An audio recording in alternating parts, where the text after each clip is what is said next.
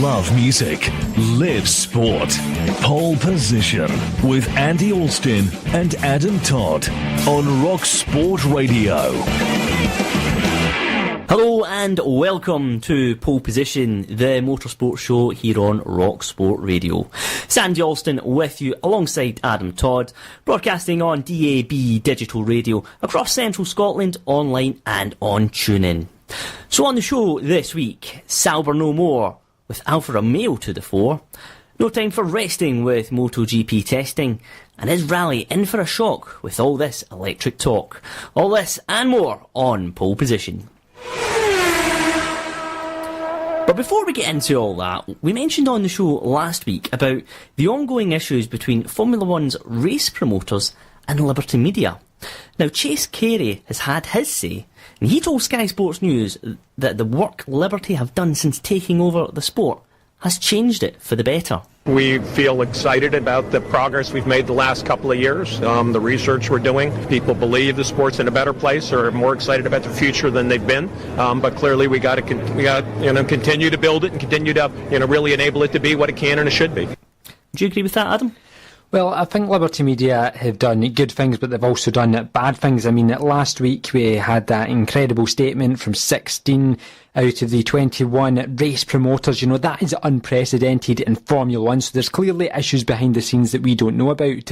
Certainly in terms of the social media, I think Liberty Media did very well there. You know, they're putting race highlights up, so I think in certain areas Liberty Media have done very well. Of course, they're used to that kind of social media aspect and bringing the sport into the 21st century, which I think it needed to do and happen. So I think they've did well from that aspect, but certainly behind the scenes, I mean, there's a whole lot of drama. They always say, you know, Formula 1 just as exciting off the track as it is on the track, so it'll be interesting to see how this is resolved. But at the moment, Liberty Media, that honeymoon period certainly well and truly waved goodbye to that. It'll be interesting to see what happens over the next coming months. Certainly a big few months coming up for them. Now, one name that will disappear from the grid this year is Sauber, after it was announced that this week they'll be rebranded as Alfa Romeo. It's a move that split opinion in the motorsport world, with many sad to see the Sauber name disappear altogether. But is there more to this story than meets the eye? Well, joining us on Pole Position to talk more about this is Luke Murphy from Formula Spy. And Luke, what was your reaction to this announcement? Well, good evening, guys. Obviously, there was a sense of disappointment that the Sauber name was going to, for the first time since, 1993, is not going to be on the grid in 2019, and there was a bit of a sense of loss about that. They really have been quite the plucky midfielders over the years, but at the same time, for an independent team like Sauber, this is immediate security. Sauber have been through a lot of financial troubles. You know, they've had changes of ownership and legal disputes and things like that. So for the sake of securing the future of a Formula 1 team and ensuring that we have, at the bare minimum, 10 Formula 1 teams on the grid, I think this is a positive move, yeah. So, look, the chassis has also been renamed to Alpha as well, so that means it's the first manufacturer entry for the brand since 1985, but it's still very much the Sauber team in so much as you've got the Swiss headquarters and what have you, all the infrastructure there, all the personnel behind the scenes too. Absolutely, yeah. So the entity itself is still owned by Sauber Motorsport AG, and so it's still the headquarters is still based in Hinwil, however you say it. I'm not sure, but so it's still fundamentally the same team, but it's the Fiat Group paying for the rebranding, but they're also investing in the team. So last season it was Simon Resta who came into the team as a head of the technical departments to bolster the Sauber development on that front. These links have led to we think the links have led to a Kimi Räikkönen move. They say it was unrelated, but you know I think there was a bit of conversation there, and Antonio Giovinazzi coming on board as well.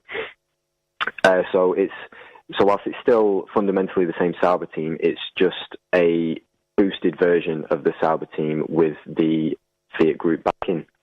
Look, you mentioned Simone Resta in there, the ex-Ferrari chief designer. Now, that's an interesting one because normally members of staff at that level, if they jump from one team to another, they're either put on gardening leave for sometimes up to a year or so. You know, there's always that kind of long process between them switching from one team to another.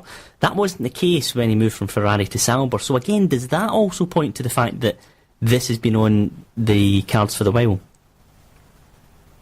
Absolutely. I think there was strong evidence that there was going to be a strong technical partnership between the two teams. Like you say, the amount of gardening leave that is placed on some of these engineers is bordering on ridiculous. But Simone Resta was able to just switch from team to team. So I think that means that Ferrari have, in effect, they kind of have a B team in the kind of research and development stage of things.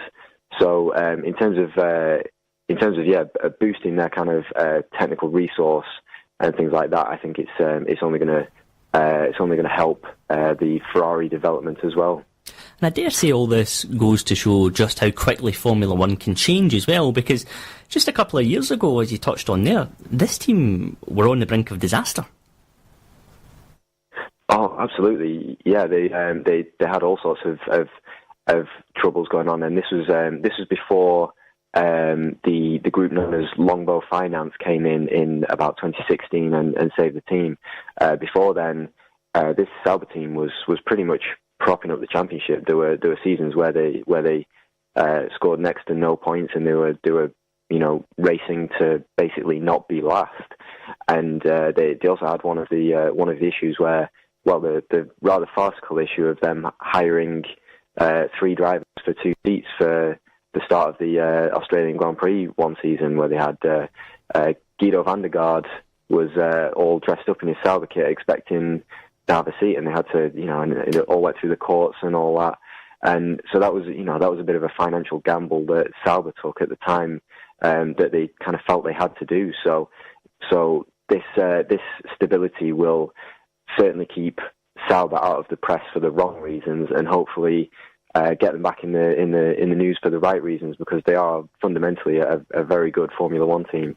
Hi, look, Adam here. It's well known that Sauber has had a close relationship with Ferrari in recent years, and with Alfa Romeo owned by Fiat Chrysler Automobiles, who also own Ferrari, of course, is this a big political move from Maranello, do you think?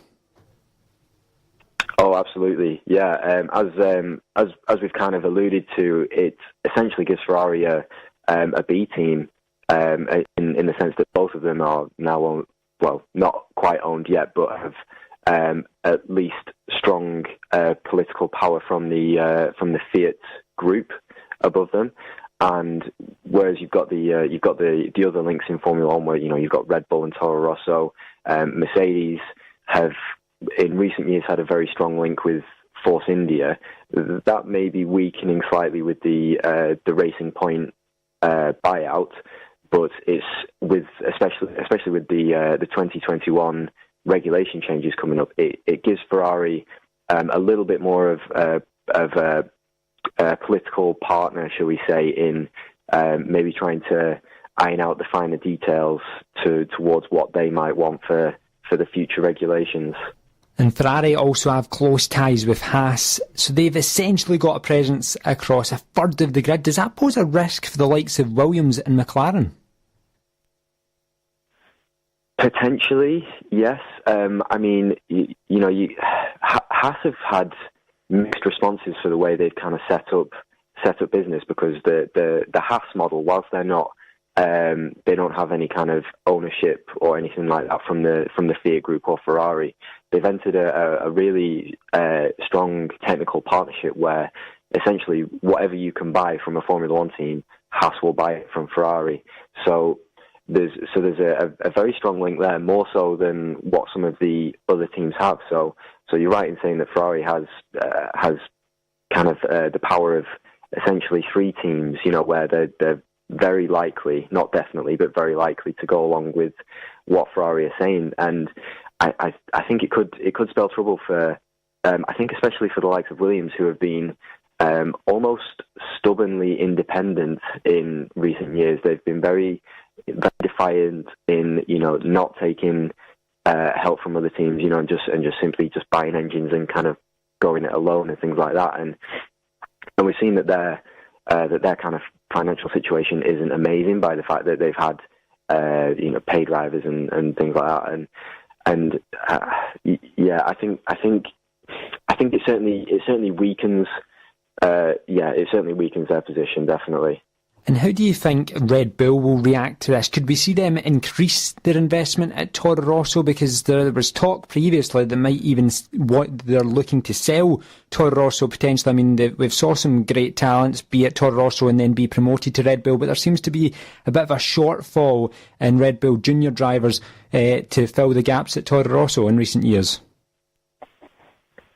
Yeah, certainly. I think we will see Toro Rosso stay around for a little bit longer because, like you say, Red Bull have been not desperate to get rid of Toro Rosso or anything like that, but they were kind of open to offers and things like that. But this was a couple of years ago before they anticipated such a political power play coming towards the end of the current Concord agreement. So I don't think it'll do them any harm to keep hold of Toro Rosso for a bit longer, and they seem to have just enough drivers to get by, but more importantly, it will also be a test bed for the Honda link-up. So I don't think it will do them any harm to keep Toro Rosso for a bit longer. So look, with Kimi Raikkonen and Antonio Giovinazzi both behind the wheels the Sauber car this year, I mean, that's a pretty good driver pairing for the team to work with. Oh, it's one of the most exciting lineups on the grid. I think it's definitely you've got the experience of Kimi Raikkonen, who he will come to Sauber. Everyone thinks he'll be very relaxed and everything like that, but he will have a lot of feedback that he can give the Sauber team and liaise with the kind of Ferrari influenced technical team.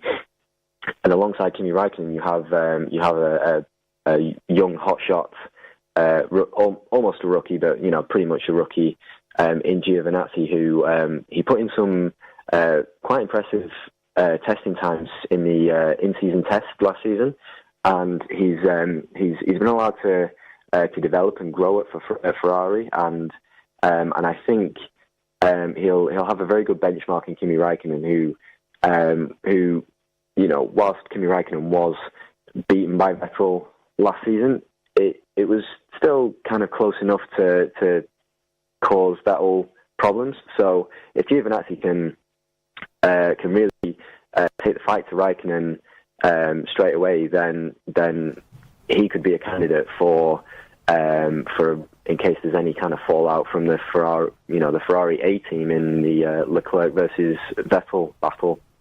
Look, I almost think in some respects that Raikkonen is the perfect teammate for Giovinazzi this year, because with Kimi, you know what you're going to get. He's a steady enough driver. You won't get miracles, but he'll always have the car there or thereabouts. He'll always bring the car home where possible. He's a safe driver who's been there many, many times before. With Giovinazzi in there, it gives him time to breathe. It gives him time to find his feet in Formula 1. We saw that with Leclerc a little bit last year. It took him a few races to maybe until Baku or so, until he really felt comfortable. With Giovinazzi in there now, maybe he doesn't have that same kind of pressure that we would have if he was alongside the likes of Marcus Ericsson. People would be looking at Giovinazzi to say, you've got to lead this team in 2019. Absolutely, yeah, I totally agree with that. I think the pressure's off Giovinazzi. Certainly for the first half of the season, he'll be allowed to develop, and everyone will be thinking, Kimi Raikkonen, 2007 world champion, he should have the measure of this rookie quite easily. So I think Giovinazzi will have a bit of breathing room, but I think it's going to be quite close early doors. But it's not going to be the end of the world if he doesn't challenge him straight away. I totally agree. And look, just finally, what do you think the expectations will be at this team this year? Sauber, of course, finishing 8th in the Constructors' Championship in 2018 on 48 points, 4 points off the Force India Racing Point entity. Yeah, well, I think towards the back end of last season, they were possibly the kind of fifth or sixth fastest team, something along those lines, especially with Charles Leclerc at the wheel. And Sauber have been a little bit not overly bullish about their expectations, but certainly they want more. They've noticed, you can't help but notice that they're on this upward curve. So with the Ferrari links, they're certainly expecting to be challenging the kind of forefront of the midfield, and hopefully they can be one of the midfield teams that can try and break away from that midfield and put an occasional challenge to the top three. So I think they've got higher expectations, definitely. Look, great stuff. Thank you very much for your time, as always, here on Pole Position. Pleasure. Luke Murphy from Formula Spy there. And stay with us as we talk all things MotoGP, up next on RockSport Radio. Love music, live sport. Pole Position with Andy Alston and Adam Todd on RockSport Radio. Now, moving on to MotoGP, and the first pre-season test of the year is underway at the Sepang International Circuit in Malaysia. Now, Adam, Marc Marquez is still recovering from surgery, but he has been at the top of the timesheets. Yeah, interesting one for Marc Marquez. He was obviously very happy to be back in the bike after a long winter. He did expect of himself, obviously expects very high standards, to be better than what he was. He said that in the first day of the test on the Wednesday. But he still managed to finish top of the timesheet, so it just gives you an indication of how high Marc Marquez sets his own standards. But I think the important thing to remember is, we can easily look at the testing times from the first day on Wednesday, Marc Marquez top of the timesheets. But then again, being top for one lap doesn't necessarily show you the consistent levels, and that's what Marc Marquez has said, that he struggled so far. It's more about quality rather than quantity at this stage, because he still feels that he's struggling a little bit with that shoulder injury that he's had, and it's in terms of the endurance. Of course, it's about 45 minutes a MotoGP race, so at the moment over one lap the pace is certainly there, but he feels going for that full race distance at the moment just a step too far for him. And of course, going to Sepang for the first test of 2019, always going to be difficult because of the heat and the humidity. That's the same for all the riders, so that takes a bit more out of you physically than say you were at another track. But nevertheless, Marc Marquez looking good this season, and so is the Honda, as you would expect. And his new Honda teammate Jorge Lorenzo, he's been forced to miss this test after suffering a wrist injury. So Adam, how big an impact will that have for him? Well, he's only a 2019 rider that's missing this test, and I think it will have a impact. What impact, we don't know yet, because at the end of the day, especially when you're going to a new team, you just want as many days on track as possible before the start of the new season. And of course, MotoGP season starts earlier this season. It's in the early stages of March, weekend of the 10th of March in Qatar. And I think for Lorenzo, you saw how long it took him, the best part of 18 months to adapt to the Ducati. And so he's lost 3 days, and of course he had the shakedown as well prior to the test, so he's lost all these days that he would have had on the Honda, and I think that will be a concern. However, if you go back to the test in Valencia, you were speaking to a few experts and those in the paddock there, they were actually surprised at how well Lorenzo was adjusting, so it might not have as big impact as what we're expecting, but nevertheless Lorenzo himself and the team would have liked him to have those 3 days in Sepang to get used to the bike, because especially making the transition from Ducati to Honda. You touched on Ducati there, Adam. How have they been getting on so far? Well, it's been fairly okay for Ducati. I mean, it's so difficult to tell in testing at the moment. Obviously, Danilo Petrucci and Andrea Dovizioso, they're two riders. Dovizioso, he'll be looking to go for the title challenge. It was consistency let them down last season, certainly from Dovizioso's aspect. And Lorenzo, when he was at Ducati, he was doing a good job, winning a couple of races. Dovizioso won a few races as well, but they just couldn't have the consistency. So that's going to be key this season for Ducati if they're going to mount a championship fight. Danilo Petrucci, it's going to be interesting to see how he fares against Dovizioso. We talked so much on last year's pole position shows about the battle between Dovizioso and Lorenzo, not only on the track but off the track. Plenty of drama. They were having spats on social media, but I think Danilo Petrucci, you've now got two Italian riders and an Italian team, and it'll be interesting to see how that one plays out. But so far they're looking as if they're going to be there or thereabouts. And Adam, one of the big questions going into the new season is, will Yamaha be able to fight at the front? Because last year they managed just a single win courtesy of Maverick Viñales in Australia. Teammate Valentino Rossi without a win, which is incredible to think, isn't it? So what have the riders been saying about that new bike? Well, so far they certainly think it's an improvement as far as last season was concerned. Again, it's difficult to tell the riders just back on their bikes after the winter and saying, it is tough physically because you're in Sepang. Some interesting quotes from Maverick Vinales. He still thinks there's room for improvement in the acceleration areas and also a little bit in the braking areas where they struggled last year, so he's getting his team to focus in that area. But certainly, Valentino Rossi saying that it certainly looks as if they've made improvements compared to where they were at this stage last season. I mean, they were on their longest winless streak in their history in MotoGP, so certainly for Yamaha things really couldn't get any worse. Of course, they got that victory in Australia and they'll be hoping to start the season a lot stronger this time around, but I think for Yamaha I certainly expect them to be a lot stronger this season, and if they aren't, that'll be a massive shock, because surely it can't get much worse. And let's talk about Cal Crutchlow now, because he's a man who's had his fair share of injuries, and he's back on the LCR Honda for the first time since breaking his ankle at Phillip Island back in October. How's he been getting on? Yeah, well, he's been doing okay. Timing-wise, not so great, but of course, when you've not been riding the bike, especially, again, it's the heat and the humidity of Malaysia, we talk about it all the time. He didn't feel that great once he had came off the bike, and he had that horrific crash at the first corner in Friday practice in Australia in October. I think it was 17 areas where he broke his ankle, so a really bad injury for Cal Crutchlow, and the plan was to get him started in the 2018 bike to get back some familiarity with him riding. And so far he's been in 2019 and thinks that, LCR Honda, they've done a good job, just need to adjust a few settings than usual. And it's all about understanding setup at this time of the season as well. So it'll be interesting to see how Crutchlow gets on, but we can't expect miracles for him because, again, he's not been on the bike for so long and it will take him a wee while to adjust. But certainly we saw glimpses last season. Of course, he had such a strong start to last season, leading the championship, the first Brit to do so in nearly 40 years. So we'll be hoping for another strong season from Cal Crutchlow, and crucially, injury-free. So what else should we be looking for in testing, Adam? Or is this a little bit like Formula 1, where you can only read so much into lap times and what have you? What are the kind of comparisons between the two sports? Yeah, you've certainly got that aspect of it. As I mentioned when talking about Marc Marquez, for example, you can see him top of the timesheet, so you think, here we go again, he's going to ease to victory. But say, that was the Malaysian Grand Prix this weekend, he certainly would not win it because he's just not strong enough over 45 laps. So I think with testing, you're always looking at one lap pace, but really where you learn the most is from the amount of laps that riders are doing. For example, Marc Marquez had to cut short how many laps he's been doing, just so he's prepared for the next day because he doesn't want to risk overdoing himself.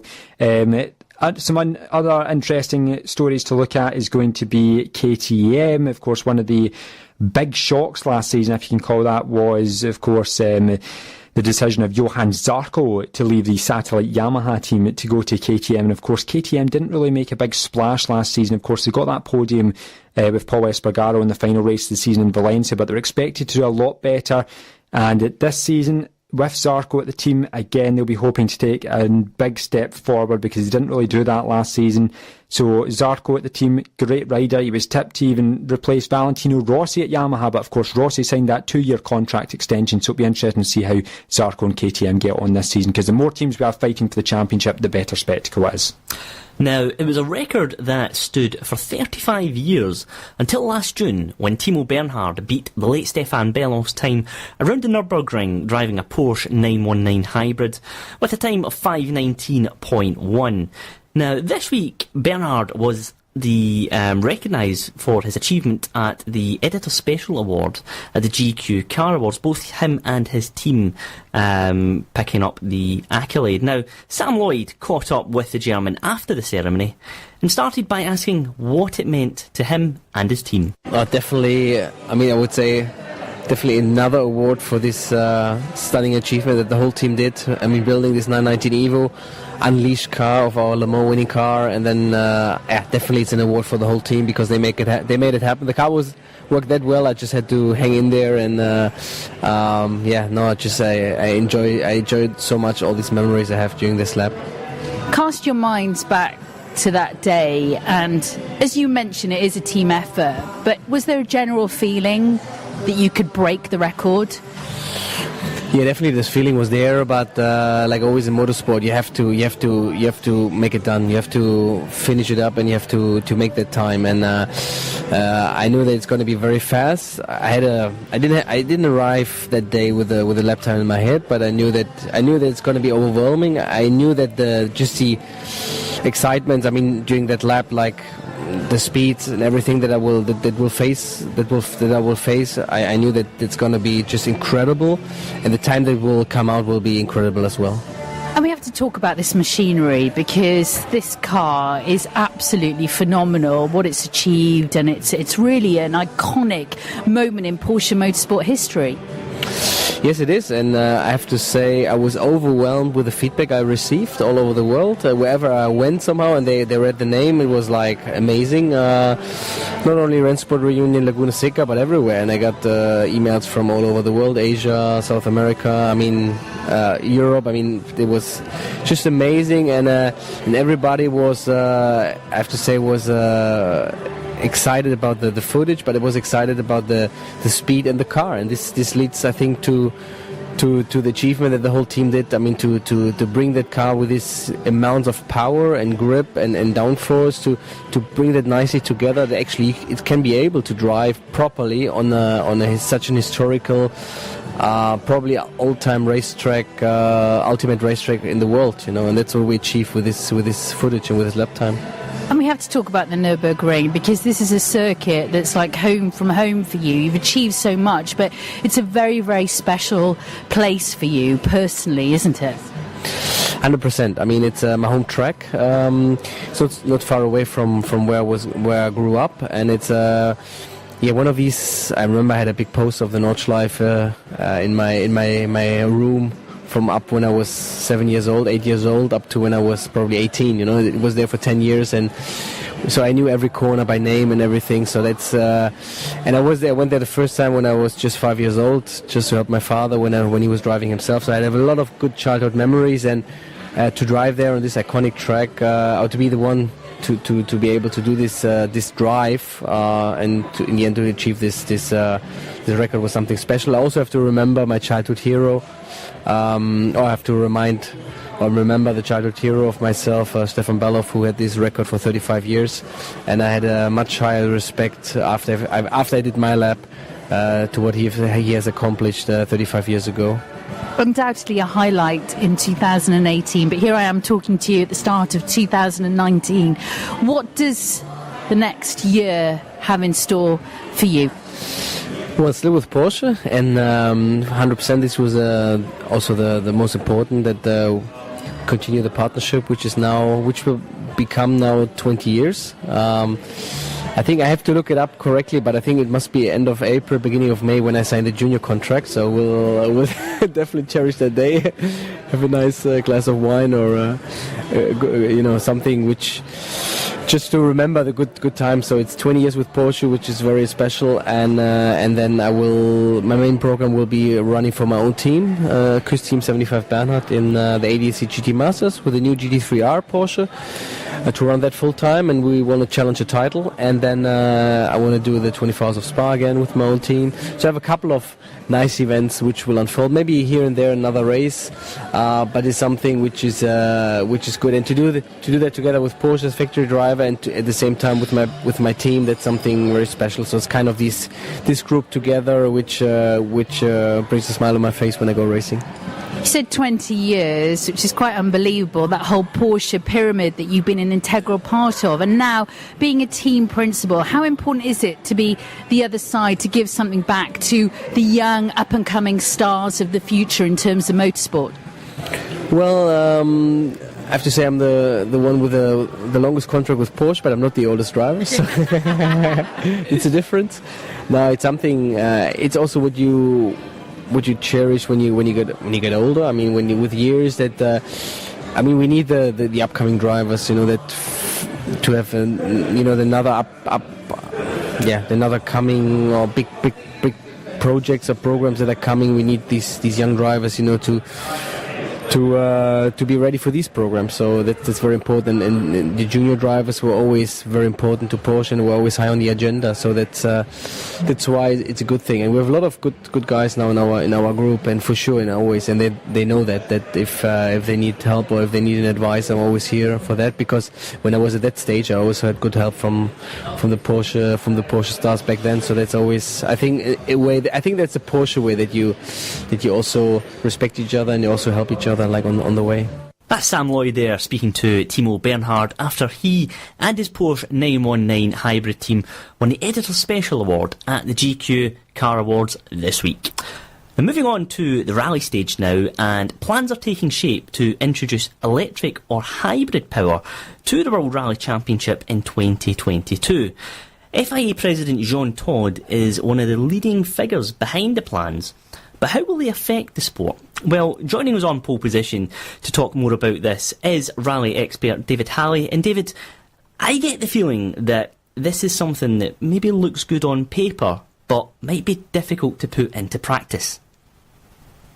I don't think so, really. I think the hybrid technology is coming along nicely, and I think the way that the world is these days, we know that electric is where we're going to be in the future, and it has to be. The FIA have a mandate from the world to show a face for competition that mirrors what's on the road. Competition cars were always originally designed on the basis for improving the breed on the road. Race on Sunday, sell on Monday was the mantra as well. So making it more relevant to a road car position is a very sensible stance from the FIA. It's we know that World Rallycross, although they've delayed it for a year, they're going all electric. Their format suits that Shop Sharp Shock, suits an all electric format for rallying. With the road sections and the longer stages, then electric's not going to work. We are going to need to use a hybrid, and it is, we have hybrids in Formula One, and it's a World Championship. We really should have hybrids in the World Rally Championship. Yeah, David, that's one of the kind of concerns I have about electric power, because the weight of the cars, surely that would be an issue for the drivers getting around various different terrain throughout the course of a year. Absolutely. A pure electric car is not going to work. All you're going to find is an electric car and a great big diesel generator halfway through a forest for them to top the thing up. So it's not going to be very green at all. So a hybrid scenario where either they're using that hybrid to provide extra power, or whether they're using it to drive another axle. What they're doing at the moment is that the next change for homologation is in 2022, but to get people on board, to get the cars developed, we have to get a commitment now-ish so that development work can be done. There are manufacturers on the inside. Obviously, Toyota have a very strong hybrid presence in their model range, as do Hyundai. So they, as manufacturers, would be interested in showing that technology in a sporting arena, as well as the road arena. Ford are committed to doing a lot of electric stuff and hybrids as well. They're a little bit behind the those in the Far East, but they are there and they're having to do it. So they might come into it. From the M Sport perspective, trying to get M Sport themselves to develop the whole thing, I think that would be just a step too far for a private team, but it might bring the manufacturers more into line if the sport is offering something that is relevant to the public. So do you think this would persuade more manufacturers to join the series then? I think so. I think it would give manufacturers an opportunity to show that hybrids don't have to be boring. So is there any chance that these rules could affect some of the lower categories of rally in years to come? I think we've already heard from M Sport that they would like to develop an all-electric rally car for a national event, and certainly in Scotland we have the Renault Zoe is running as an all-electric car within the Tarmac Championship. So it's if you like, the lower formulas are slightly ahead of the World Championship. We're having an electric car already competing, so it is the future, no matter how much the petrol heads around us like the noise of the the roar of the petrol engine. We have to accept that, unfortunately, it's not going to be the mainstay in the future. And David, there's not long to go now until Rally Sweden, and a lot of the teams are out testing over the last few days. But Sebastian Loeb is one driver I want to get your thoughts on. Of course, moved to Hyundai for 2019, but he had a pretty nasty accident in that I-20. He inverted it, yes. It doesn't tend to work very well with the wheels waggling around in the air and the roof on the ground. But he's had an accident. It happens to the best of them. In the first year that Sébastien Ogier was in the Ford, he managed to have quite a serious accident in the Fiesta when he was testing. So it does happen. It's better that it happens on a test, because there's no points for the test season. So when you're learning about a car and pushing the envelope, you will occasionally tip over the edge. And as we saw in Monte Carlo, I've been talking to Elfyn Evans this week, and when you saw in Monte Carlo, he put the car off, did a lot of damage. A lot of cars went off at the same point, or nearly went off, and these accidents do happen in the world of rally. No, absolutely as well. And David, for Loeb in particular, making that switch to Hyundai as well, we talk often on this show about seat time in the car, you know, and so if he's gone off and he's had an accident like that, that's affecting his time that he gets to familiarise himself with his new machinery. Fortunately, if you can call it that, the accident happened later on in the day, and the mechanics did work overnight and get the car all straight again for Mickelson to have a go the following day. So he had done most of his test programme. So I don't think that will affect him unduly. He has been upside down before, particularly in his time with Citroën. Although he won many, many events, he did finish the occasional event upside down in a ditch. So it's not a strange sensation to him, and I'm sure he will have learned from the inversion as to what he did that made it do that, and he'll not do that again in a hurry. And David, I was looking forward to asking you about the new Scottish Rally Championship this weekend with the Snowman Rally in Inverness, but sadly it's been cancelled, so what's happened there? Basically, there was some snow, which you would expect for the snowman. Unfortunately, it then had some rain and then a bit of sun and then some incredibly cold temperatures. So what the organisers have found is that the stages, forest stages, are completely covered in sheet ice, and that's just not safe, is where their stance is on that, and they're probably absolutely 100% correct. Yeah, and David, how frustrating must it be for the organisers? They've put all this time and effort into preparing the events, the first one of the season, and unfortunately it's not going to happen at all. Well, it is from the organising club's point of view. They have been organising this for literally a year. They start organising this year's event. Once last year's event is finished, they maybe have a week off, but it's that kind of commitment to people who are not paid. These are volunteers who have given a year to getting this event up and running to the point where everything's going to happen, and then 2 days before they have to cancel it. And the competitors, they get all their money back, their entry fees, they get all that back. So the club have spent a lot of money putting this event on, and they're not going to get that money back, unfortunately. They're going to lose out. Yes, that's a shame, David. And of course, looking at the event as a whole, is there any chance it could come back on later in the year, or is it just a case of we draw a line under this? It's a draw a line under it. The event is cancelled, not postponed. There isn't a gap in the calendar to slot the event in, and there isn't the use of the forest is very particular for this time, for this particular weekend. So it is unfortunately a loss of an event from the championship. So the whole Scottish Championship will now be run with one event less. And news broke just prior to the event being cancelled that David Bogie was unable to take part as well, so that was disappointing.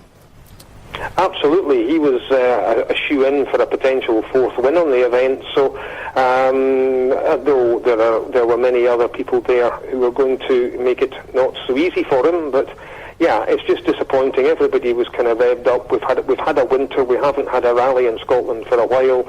Everybody was revved up. The snowman gets a very good response, not just from competitors, but from spectators as well. It's up in the Highlands. There's not a lot goes on up there in the winter other than a bit of skiing. So it's a big draw, and local hotels will be missing out, the bars will be missing out, certainly the bars definitely will be missing out. So now let's get the Superfast Scots roundup. David Halley. Hi, good evening, and hello to everybody who's listening. So a little bit of news on the Scottish scene from the last week. Former British touring car champion Gordon Shedden was hoping to emulate the likes of John Cleland, also a former touring car driver, by going to the Bathurst 12 hours, but it ended quite badly with bad luck in his, not really his part, actually, it was his teammate, Pete Story, who crashed, causing major damage to the car in practice, which resulted in them basically being out of the race before it even began. So that was unfortunate for him, because obviously it's a great circuit to drive at. Anybody who's ever watched any of the Bathurst footage or driven around it in the likes of Project Cars and stuff will know it's a great experience. So that was really bad luck for Gordon Shedden. And Ryan Dalziel's been in the news this week as well, Glenn. Yeah, so Ryan Dalziel announced he'll be driving a Mercedes AMG GT3 in the Blancpain GT World Challenge America Series, which is kicking off in Texas at the Circuit of the Americas in March. Other circuits, which you'll probably know if you're an IndyCar fan, Watkins Glen, Sonoma, St. Pete, Laguna Seca, Portland. So, that's a lot of good circuits there. That should be an interesting challenge for him. And the Scottish Motor Racing Club, they've launched a new initiative recently as well. Yeah, they have. So it links on from last week when we were talking about Kenny Dock. So he was going to be racing in the C1 Cup to try and raise money for suicide prevention. The SMRC's launched it's a new mental health training programme for volunteers.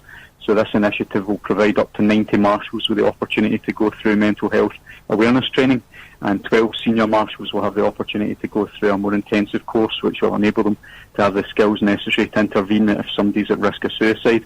This is something they're quite passionate about, and there's details of that on the SMRC page, and also I'll put a link up on Superfast Scots on Facebook to the Just Giving page, where you can make a donation if you want to support that. About that, the kind of Jim Clark room, Glenn, the museum, what's the latest on that?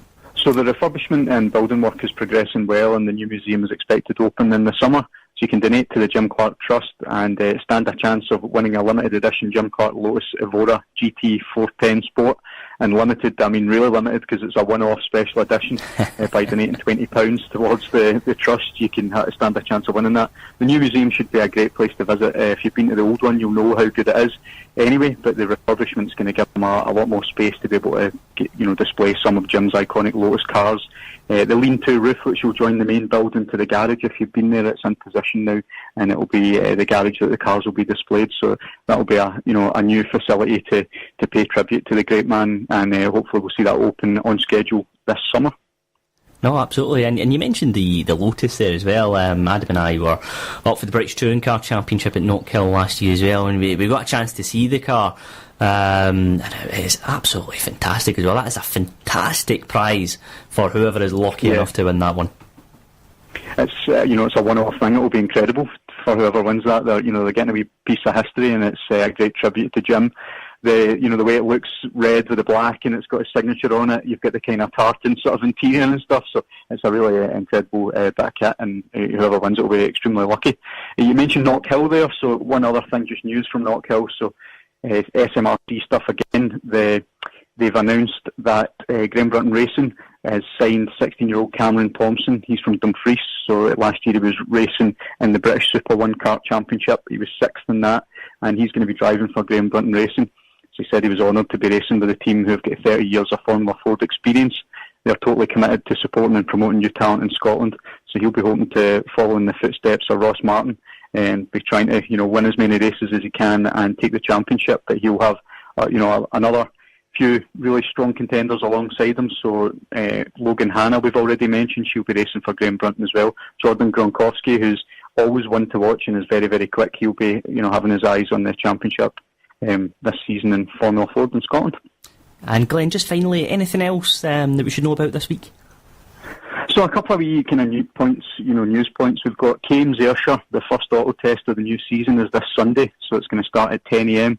It's a great place to view for spectators, and you can find out details on the East Ayrshire Car Club page, or again on Superfast Scots. I'll put a link up to that. Another nice bit of news is that Daryl Franchitti, who is obviously one of our great racing drivers, 4 times IndyCar champion and 3 times Indy 500 winner. He's become a father for the second time, so his wife Eleanor gave birth to a baby girl, Valentina, at the weekend, and I'm sure everyone will congratulate the family along with myself and wish them all the best. They already have a daughter, Sophia, so it's a nice wee team that they're building there. One last wee thing as well that I want to mention is somebody got in contact with me, so it was Clint Westcott, and I've mentioned previously when talking to you that I've got a genetic hand condition called syndactyly, and his son is affected by the same condition, and he's a motorsport fan. He's only 3 years old but loves cars, and they found inspiration in the fact that I'm going to be racing the Scottish C1 Cup this year, and they worried previously about how his hands would affect him. So that's a nice message that I received. No, definitely, Glenn, and that's the thing, with what you've been doing with Superfast Scots. It's really spreading the message of Scottish motorsport and encouraging people to get involved as well. So that's a really, really nice story, Glenn. And I think people, if you're out there and you are interested in motor racing, and you might have a disability or something as well, don't rule it out. You can find details from Disability Motorsport Scotland. Get in contact with myself and I can try and give you some help there, but don't let it put you off. You can be involved as a driver. There's other ways you can get involved as well, so volunteers for the likes of marshalling, it's something that the sport needs to really support it. So if you get in touch through Superfast Scots or the Scottish Motor Racing Club, then I'm sure you can play some part. Great stuff, Glenn. Thanks very much for your time here on Pole Position. Excellent, thank you. That's the Superfast Scots roundup there with Glenn Alcock. Alright, now it's time for a little bit of this. Final lap on Pole Position on RockSport Radio. Yeah, it's that time of the show, Adam, as you tell us 6 stories from the world of motorsport this week in just 60 seconds. It's a new month, we're into February, so let's see how you get on this time round, because your time starts now. BMW could quit the World Endurance Championship after just 1 year in the series. They're in the GTE Pro category but are currently last in the manufacturer standings. Pirelli have revealed the new Formula 3 car will be harder to drive due to tyres having more severe degradation compared to GP3, which the series replaces. The first official F3 test of the season takes place at the end of March. British driver Oliver Bennett is set to race in the World Rallycross Championships as a full-time entrant. Excite Racing will field its Mini Cooper supercar for the whole campaign. Last year Bennett took part in all but 3 World Rallycross events. NASCAR has said it would disqualify race winners who failed post-race track inspections. Previously, race winners found in breach would keep race wins and would have been penalised with fines, suspension or points deduction. Racing Point will keep their new name even though they wanted to get rid of it. It was initially a holding name but they're going to stick with it for the new season. And finally, the Williams FW14B, in which Nigel Mansell won the 1992 F1 World Championship, is to be sold at the 2019 Goodwood Festival of Speed.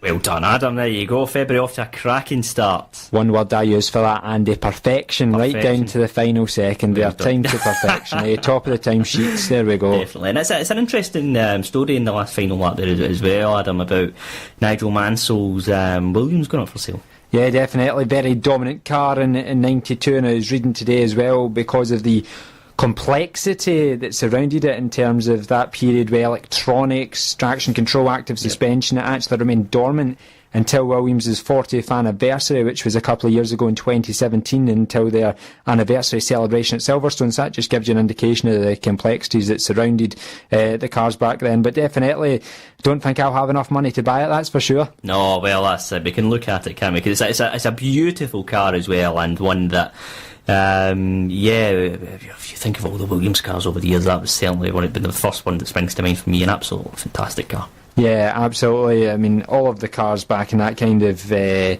of Formula 1, they all look beautiful when you look at them nowadays. And we're just talking about Nigel Mansell, winning the 1992 World Championship for Williams, and you just look at the state that Williams were in last season. So I think every day, most people are a fan of Williams. They always like to see the independent teams do well, and they'll be hoping that Williams can certainly make a step up towards the midfield this season, because we need a strong Williams in Formula 1. Alright, and that's all we've got time for on Pole Position this week. But we'll be back from 8 o'clock next Thursday night to do it all again. My thanks to Adam, to our guests, and to you for joining as well. Stay tuned for Ian Martin coming up next on RockSport Radio.